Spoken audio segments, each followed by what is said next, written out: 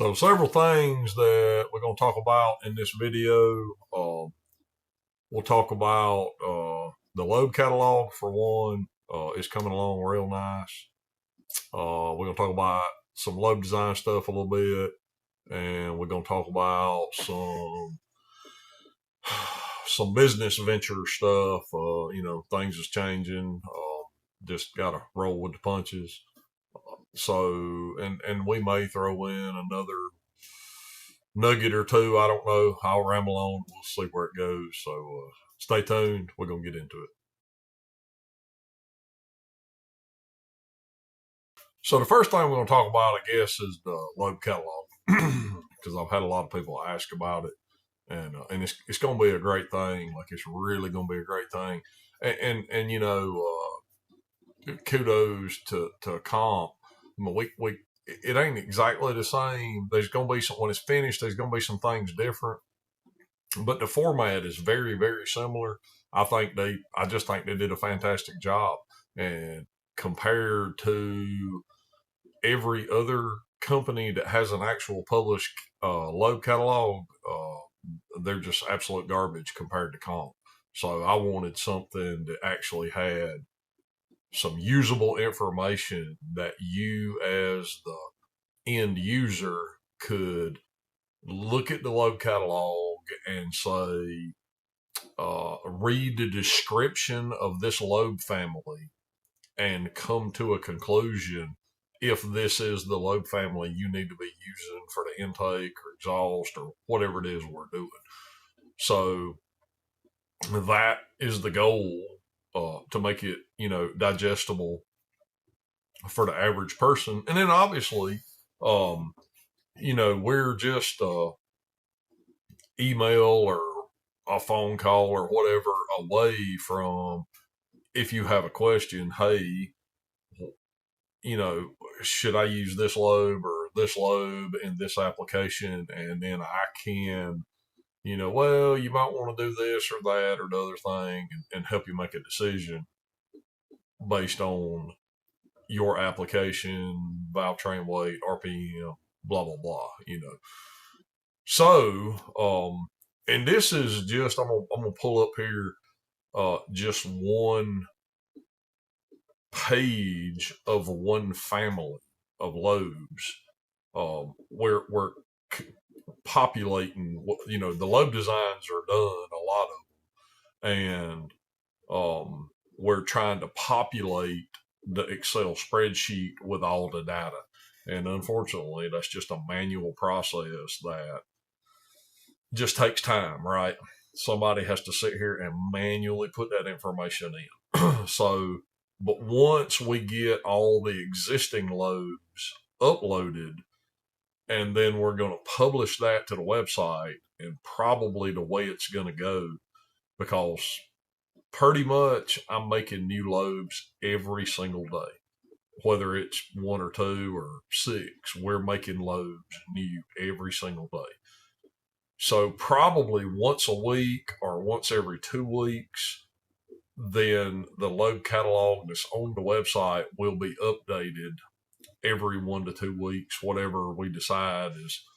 And I believe my IT guy, he knows all this. He built this whole Excel spreadsheet system that does all the, it puts everything in alphabetical order. It sorts the Lobes by 50, by family. It's fancy. It's super fancy on my side. You won't get to see that part. All of that's in the background for me. What you will get to see is a PDF of the Lobe catalog. And I still think it will have some kind of,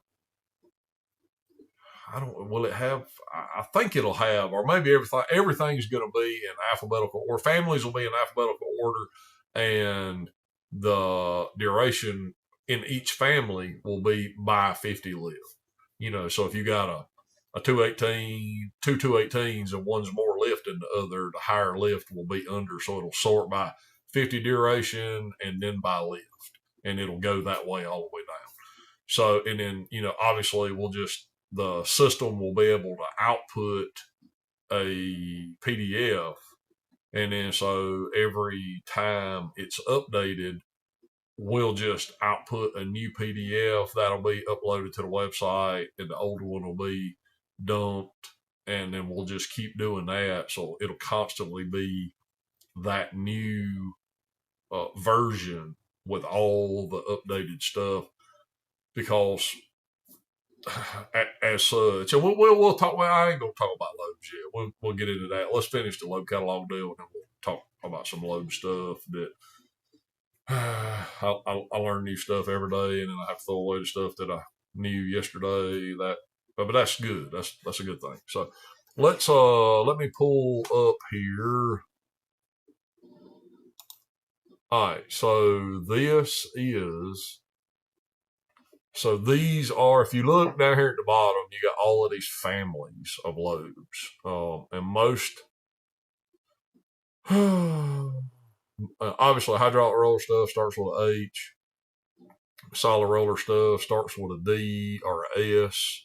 There, all of that will be explained in the header, the intro to the Lobe catalog. But for instance, and then at the top of every Lobe family, you'll have the Lobe family name, what type of Lobe it is, and then you're going to have a full description of what that Lobe is, what this family is designed for, what its intended usage is, and where you could use it, and if it's similar to another family, what are the similarities and differences, and that kind of stuff. So hopefully, if you got a whatever, a big block Chevrolet, and you want a hydraulic roller, and you're not going to spin it to the moon, this family may be ideal for that situation, where this other family may be more of a lighter weight valve train, a small block or something. So we're going to try to make the description, make it make sense where you would use this Lobe family at, is the plan. So, and there'll be, I haven't fully decided yet, but I think there's going to be, some script stuff over here to decide about the Lobe design, maybe span or something. I don't fully know yet. I haven't made up my mind. So we just kind of got it hanging out there, but we left a space so we would, so we could put something if we decided to. And if we don't, we don't. But I think I'm going to, put something, probably the spans, or maybe, some intensity stuff. I don't know yet. So I hadn't made up my mind. But essentially, as you're scrolling through the Lobe catalog, this is what you're going to see. You're going to see a load number, a minimum base circle diameter. In the beginning of the Lobe catalog, I'm going to show you how to figure out what your base circle will be. And the way, and I think it works, but I don't think it's as accurate as it could be. But, like the way Comp did it is they give you a journal diameter. And that's not always ideal, because as lift increases, base circle decreases. So, using journal diameter is probably not as accurate as I would like to be.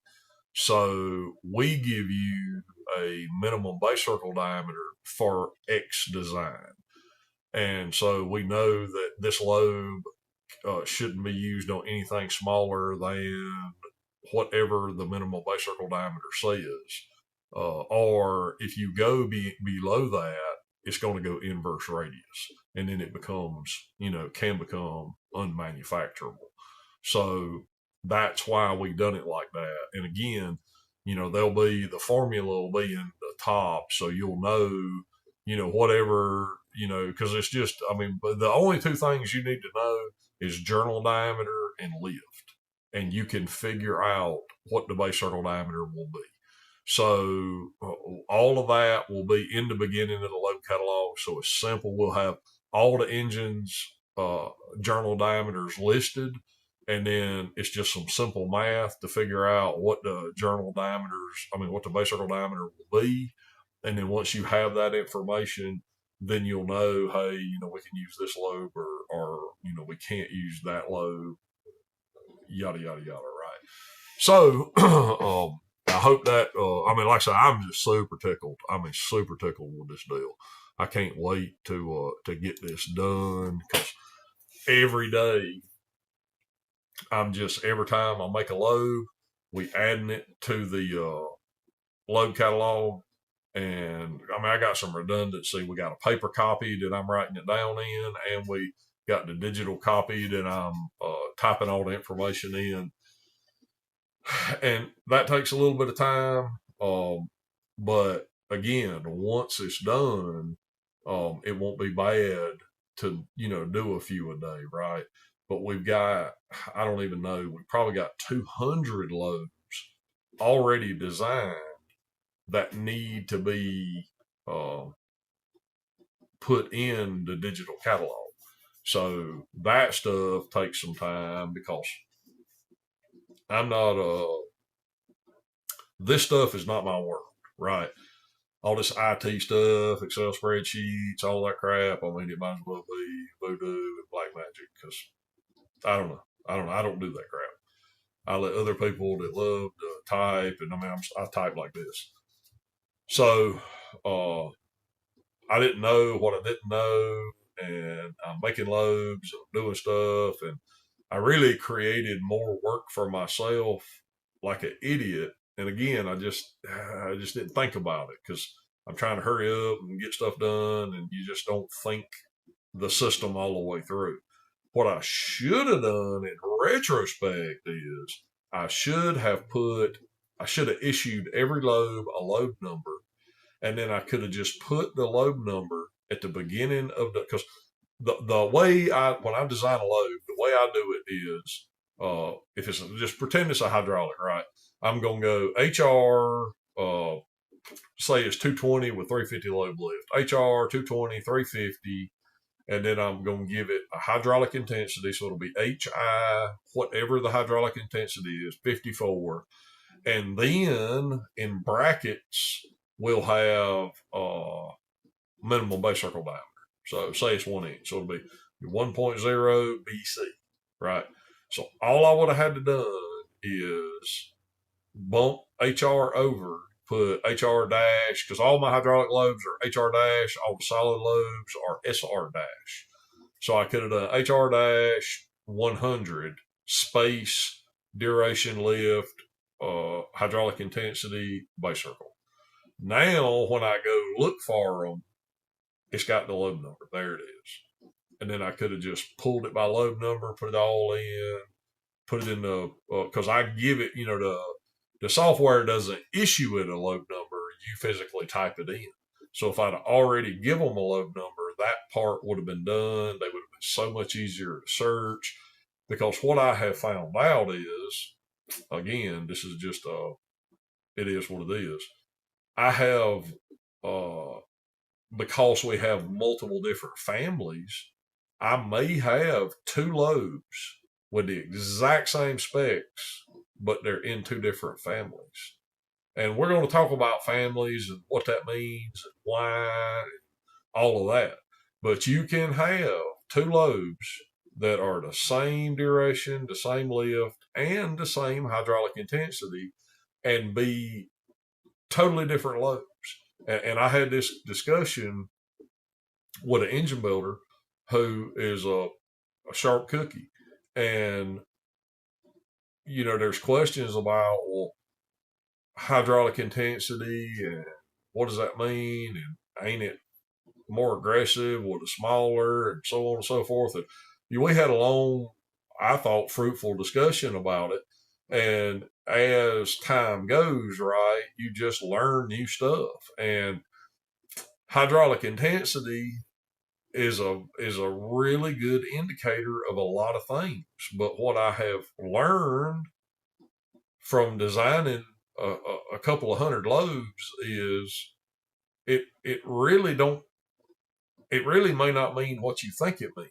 And we might talk about that a little bit, but um, I think let's talk about families of lobes and what that means and what it looks like. Because I got an example, I got a couple of lobes pulled up, and I'm going to show you what would be considered how things are going to be grouped as a family. What makes this lobe and this lobe in the same family? So let me get set up here, and we're going to talk about that. That's going to be the next thing. All right, let me start this screen recorder. So, and I'm going to show you. I got two lobes in the same family pulled up, and then we're going to just try to unpack what and why it are these lobes part of a family, and what differs from this family to this family, and so on and so forth, right? Because it was actually a question that I had to really ask myself, because what makes two lobes a family? How would you? I mean, if you're going to design 30 lobes and you want them all to have the same characteristics, right? If we got a 220 and a 240 from the same family, we would want both of those lobes, if they are the same family, to act like one another. Both of these lobes would need similar valve spring pressure. They would be, the valve train noise would be the same, because, if they make any noise, you know what I'm saying, because they have the same acceleration and velocity profiles and so on and so forth. So as I was learning how to design, I also had to figure out, we can make a lobe, but can we make 10 of them the same? I mean, actually the same lobe. Can we do it? Can we make these lobes have the same acceleration, opening rates, the curves, blah, blah, blah, blah, blah, in a 220, a 225, a 230, a 235, a 240, on and on and on, and stack them up, and they are actually the same opening and closing events. I mean, the same shapes, the same derivative numbers. Can we do it, right? And that was actually a challenge. I could make a lobe, right? I could make a lobe, and it was a good lobe. But could I make another lobe just exactly like that lobe? And that was a struggle. And I worked several days before I kind of got that under control. Like, oh, I see, I can do this, and I got to pay attention to this number and this number. And if I make both of these numbers the same on both lobes, and spread them out, then now we got 5 more degrees of duration. We got the same lift, but the opening velocity acceleration is the same. Peak acceleration is the same. The closing is the same. So now we have 2 lobes that are essentially identical. They're just spread apart. So that was another learning curve, right? That you just like, but I love this stuff. I know a lot of people but I geek out on this stuff. Like, I dream about it at night. That's probably nerdy, but I don't care. I just love this stuff. I absolutely love it. So anyway, let me get the screen recorder started, and we're gonna look at some examples. All right, so both of these lobes, I just colored one red and one blue for just visually, so you could determine which lobe was which lobe. But both are intakes. Both are in our HSL family of hydraulic roller intakes. Both have 3 zeros, a 3, and a 4 acceleration on peak acceleration on the opening and closing side. You can see, so these lobes, one lobe is 220 and one lobe is 233. So that's 13 degrees difference. So that's 6.5 degrees on each side. So I have the 233 shifted 6.5 degrees, and we can see here on the opening side, we can see that from the start to peak acceleration and from start to right before peak velocity, and then the whole entire lift curve itself up till right before peak are absolutely identical. I mean, they're pretty, even the jerk curve. I mean, pretty much they're identical. And if we take the same load and we'll shift it 6.5 degrees from center the other direction, and you'll notice pow, the closing side lines up perfectly just like the opening side. So when we talk about families, this is what we're talking about. If that acceleration and velocity profile are the same, then that would be considered a family. So we know that these two lobes will act the same. They're going to require the same valve train. They'll just be the same kind of interaction. So we have, right now, I think we have 10 different intake, hydraulic intake lobe families. I think we have four or five exhaust lobe families in hydraulics.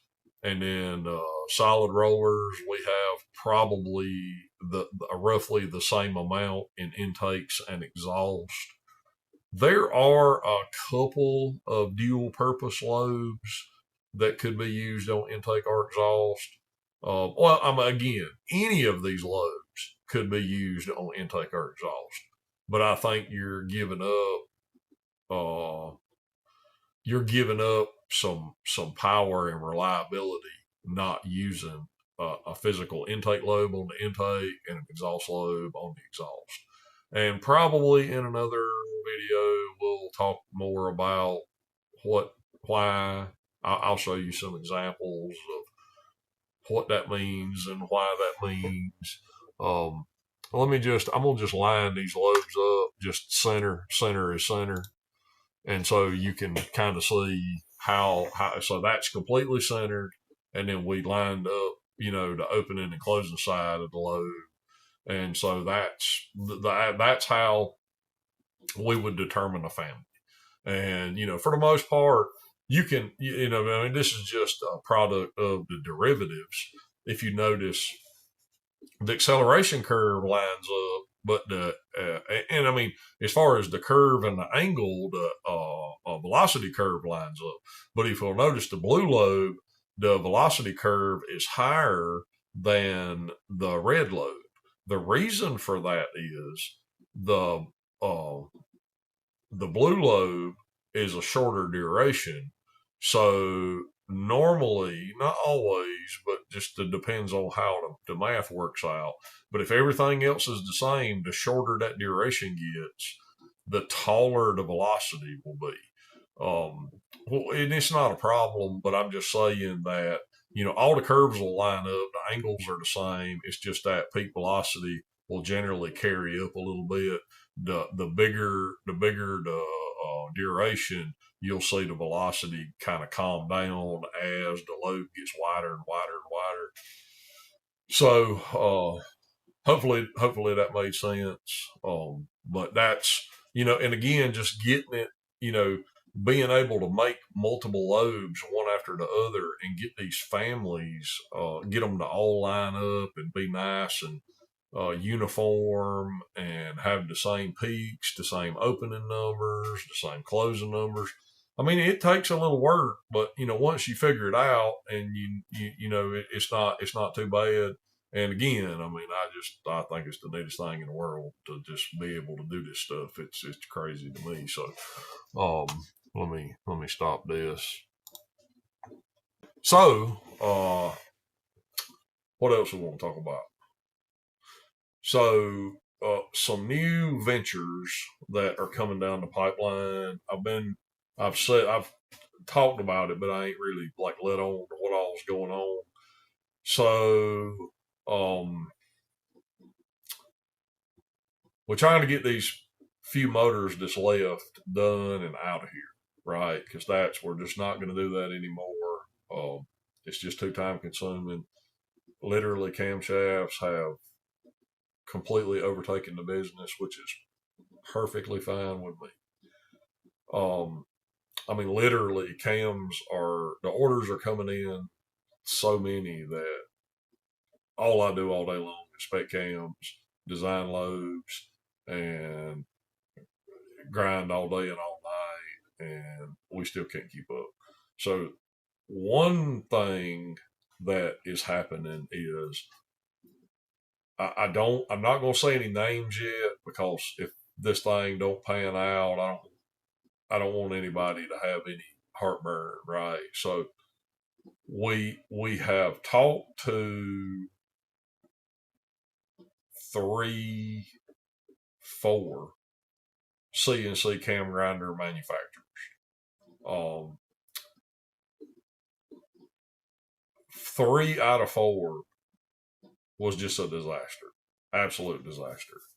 One was an actual good conversation, a really good conversation, but the price was just on another planet. No way it's ever going to happen. Since then, I've pretty much given up on the whole deal. Like, there's no way it's going to happen. We got a hold of another company that has been making grinders for a long time, but they're new to cam grinding, but they're not new to grinders. Um, and we had a long conversation with the president of the company, and I don't know any real details yet, but what I do know is they are super interested in us helping them develop the cam grinding side of the deal. Now, what that's going to look like, I don't exactly know yet, but we've had some conversations, and I presented some stuff, and they're like, "Yep, that's exactly what we need help with. We want to do this, that, and other thing." And I'm like, "I think I can definitely help you with that because they know grinders, and I know camshafts. They don't know camshafts, so they need some direction of how to ultimately talk to the customer about the product, and then hopefully we would be able to. And again, I'm just spitballing here because I don't have any details yet. We've just had a couple of conversations about some stuff, and I'm just filling you in, right? Because I like being transparent, and I like for the people that watch our stuff to just know what's going on, right? I try to be transparent.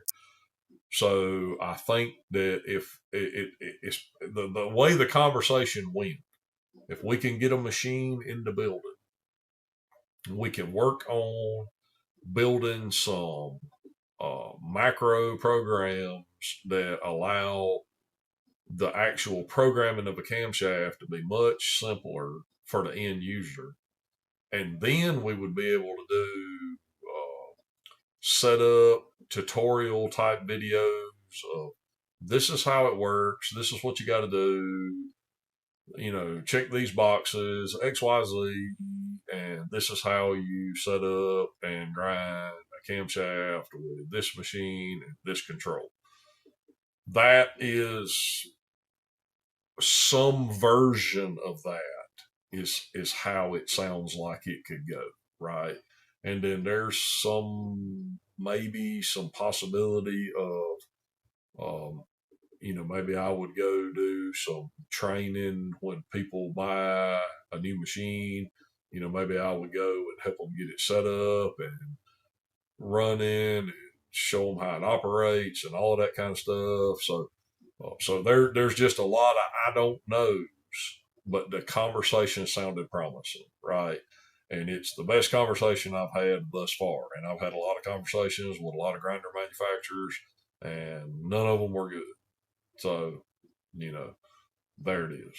So that's one nugget of, I don't know where this can go, but it could be super positive because I can tell you now the only way forward is a CNC grinder because there is what we're doing now is not sustainable. There's no possible way. We have more work than 10 people can do. So this is not sustainable. We've got to go to plan B. I've got plan B in place already. I'm not going to talk about it right now, but plan B solid. There's no issues. This thing is not going to do anything but grow. I promise. We are going to just keep right on trucking. So don't have no fear in that. We got redundancies built in the system behind the scenes. There's all kind of stuff going on. So Powell Cams is 100% here, and we not going anywhere. Having said that, we're trying to get these motors done, get this off of my plate, because starting in January, a lot of stuff's going to change. The number one thing that's going to change is I'm going to be not here quite as much as I am now. There is some consulting stuff that we're going to be doing. I'm going to be doing, and that's going to take up a lot of time. The cam orders, all of that's still going to go on just like normal. I'm still going to design all the lobes. All of that stuff is just like always. So there's no issue there. So don't worry about none of that. Alicia's going to be here, filling orders, taking orders, doing all the stuff she already does. When I have time, we'll call customers back and do whatever. But again, email is the best thing ever. Just the email, and that's the simplest thing because I can access email anywhere. Sometimes, if I'm in the middle of some other stuff going on, I can't talk on the phone. Right, we're just busy doing other things. But this consulting deal is just they throw a lot of money at me, and I just can't say no. It's just right. I mean, I got to do what's best for the business, my family, our future, and this is the future. So we got this deal here. I don't know exactly how long it's going to be. I don't have all them answers yet. I just don't know. But we're just, and again, this is just updates, and we'll try not to linger on forever. But sorry, we got to get all this stuff done this here. I thought we was going to get it all finished and get it out of here before the end of the year. There's at least one, maybe two motors that are not going to get finished because both of them's got to have pistons made, and there's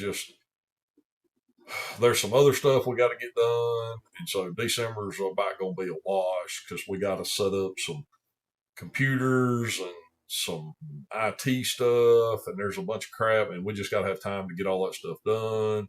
I got to get my little truck finished because there's going to be some traveling involved.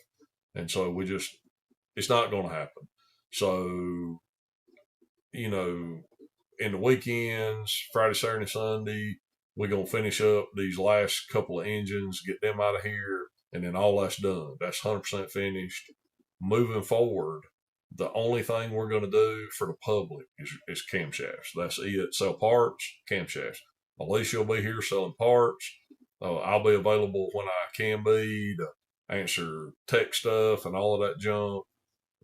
We've got some, we're going to do on top of the consulting deal, we've got one and possibly another company that we're going to be designing lobes for. And so that's going to take a bunch of time out of my already busy schedule. So but again, that's what I want to be doing, right? This is the kind of what I'm making. I'm steering the car to the direction I want to go, and this is what we want to do. So, lobe design stuff is fantastic. It's just I don't have to go get greasy and tear motors apart. I can just sit down at the computer and design lobes, and that's just like it don't get any. And I'm not a spring chicken anymore, right? I got a busted knee, a screwed together ankle, 5 disc in my back that's bad. I mean, at some point we got to stop standing in front of a machine 12 hours a day, 7 days a week. That's just how it is. So, uh, so just be aware that, um, that this stuff is going on behind the scenes, and I just wanted to be transparent with all of our customers and the people that follow us on social media, where we at, what we doing. Um, because I don't want people calling all the time. Well, I want to talk to Daniel. Well, he can't talk. I mean, he's doing something, and they wonder why they can't ever get me on the phone. And so, you'll know why, because I'm probably not here, or I'm in the middle of doing something for another company, and I can't just stop and talk on the phone. But I will be available. I mean, again, I will be available, but I'm just not going to be all the time. So emails, or, leave a message with Alicia and we can get it figured out and make it all happen. But this is January. This ain't happening until January. This is when that deal starts. So, but like I say, I just want to let you in on all of that. Lobe catalog, like I say, I hope mid-January, maybe before, but I think mid-January that'll be rolled out. It'll be on the website for everybody to see, and and again, we're going to be constantly updating it as we go. What else? We're getting in it, all of the drawings. The Buick roller coaster. This has been forever. Oh my God, this has been forever. I spent $1 million on it. The Buick roller coasters are almost done. We've got all the 3D drawings done. There's just some final. There's multiple different timing covers with multiple different thrust button heights. The bump in the cover is in a different place in all three covers. Two of them are close enough. The same button thickness will work. The third one is probably going to have its own button, make a different button. So what I'm going to do is, I got a good customer that's a Buick guy, and we're going to send him a sample, and we're going to test some buttons. I don't have a Buick block here. I can't test it. So I got to ship one to him. He's going to test it for me. Just double confirm all of that. And then once all of that's confirmed, I hope that we're going to have these things in production in the near future. I mean, it may be late January, but we should have these things in production by late January. I hope. Oh, I hope. Because again, I got a bunch of time in it, R&D, back and forth, and people call all the time. Once everything is like 100% nailed down, I think we're going to allow pre-orders. So if you want to get in on the first batch, I think we're going to allow pre-orders. So we don't have the price 100% nailed down, but I think by the first or mid-December, we're going to have the price 100% nailed down. We're still waiting on the gear hob. We're going to make the gear here, but it's got to be hobbed. We got to finalize the gear hobbing and melanite and all of that pricing, and then there's a bolt, a washer, and a keyway. We got to get all that finalized, because I'm probably gonna make the washer here, and we might. Hopefully, we can buy the keyway, and I won't have to make it here. Because I mean, well, just key stock with solid and then radius to ends in the CNC. But hopefully, I can buy it already done, so we don't have to deal with that. Just less stuff to deal with. So once we finalize all those little pieces and get all of that sorted out, because material's changing all the time, so we got to just nail down these material costs, and then we'll have a final price. But it's going to be way less than the competition anyway, so it don't matter. But pre-orders are probably a high likelihood. I think that's all. That's a lot of information, probably. So if you got thoughts, comments, please put them in the description. Again, I mean, and I'm serious. Like I appreciate the all of the comments, the likes, the subscribers, the support. I'm not gonna say his name, but we had a viewer today that sent me a check in the mail for $600 just to say thank you for doing what you do. And that ain't the first time. And what we do when people give us money like that, people, we got that buy you a coffee thing, all of that stuff. And we have people buy us a coffee, it's like $5 to buy a coffee. People do that all the time. And what we do is we take that money and we try to use it for camera equipment for YouTube or computer stuff, whatever we're using to make these videos, we try to take that money and use it for in the process of making these videos. And we appreciate it more than I mean, it's crazy that people think enough of what we're doing to sit down and write a check like that. That's crazy to me. And we appreciate it. It's fantastic. And I want to keep doing what we're doing. We're going to keep right on making videos. And if we get a CNC grinder, we're going to make all kind of videos. And that's going to be just a blast, I'm sure. So all that's great, wonderful. Everything's good.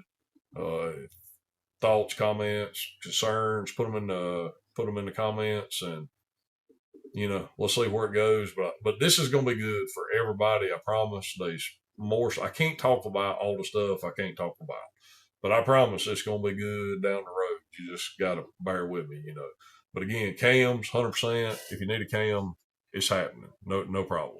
All right. Thank y'all so much for watching. Sorry for rambling on a long time.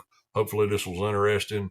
I'll let you know when the catalog is really close to coming out, but it should be soon. Thank you again. Y'all have a good evening.